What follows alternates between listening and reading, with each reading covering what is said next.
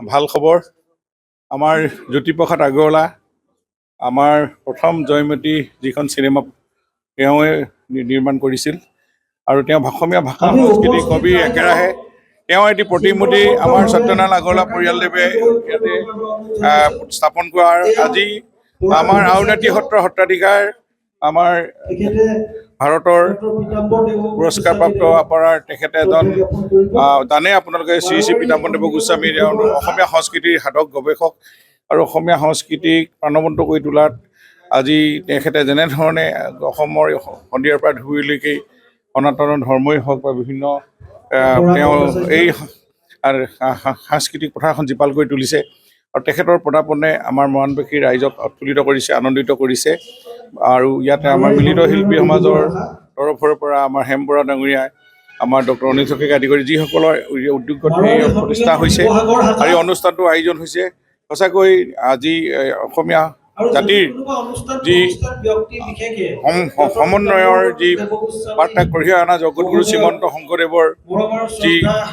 তেওঁৰ ৰচনাৰ আজি যেনেধৰণে পীতাম্বৰদেৱ গোস্বামীয়ে অসমীয়া জগত সভালৈ লৈ গৈছে বিশ্ব দৰবাৰলৈ জাতিটোক লৈ গৈছে আৰু তেনেকুৱা এজন মহান ব্যক্তি আহি আজি ইয়াতে আমাৰ পদাৰ্পণ কৰি এই প্ৰতিমূৰ্তিটো উন্মোচন কৰিছে তেখেতলৈ আমি হিয়া ভৰা সেৱা জনাইছোঁ আৰু তেখেতৰ দীৰ্ঘায়ু কামনা কৰিছোঁ আৰু সকলোকে আমি আজি অনুষ্ঠানটো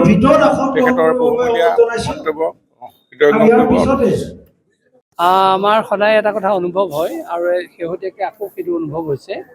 যে অসমৰ ভিতৰত আটাইতকৈ কসমপলিটান যদি যিখন চহৰ আছে সেইখন মৰাণ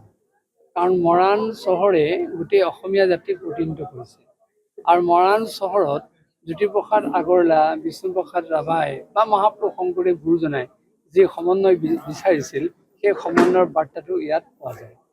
আৰু ইয়াত আমি দেখা পাইছোঁ সকলো শ্ৰেণীৰ লোকেই সকলো অনুষ্ঠানত একেলগে উৰি খাই পৰে আৰু বিশেষকৈ জ্যোতিপ্ৰসাদ আগৰৱালাৰ পৰিয়াল তথা বংশধৰ ইয়াত আছে মৰাণত আৰু তেখেতসকলে এতিয়াও সেই যোগজয়ী কালজয়ী কথাবিলাক পাহৰিব পৰা নাই তাৰ উদাহৰণ দেউকী নন্দন আগৰৱালা মঙিলাল আগৰৱালাৰ যিগৰাকী জ্যেষ্ঠ পুত্ৰ তেখেতে ইতিমধ্যে মৰাণ অঞ্চলত বহুত কাম কৰিছে অনুষ্ঠান প্ৰতিষ্ঠা কৰিছে শেহতীয়াকৈ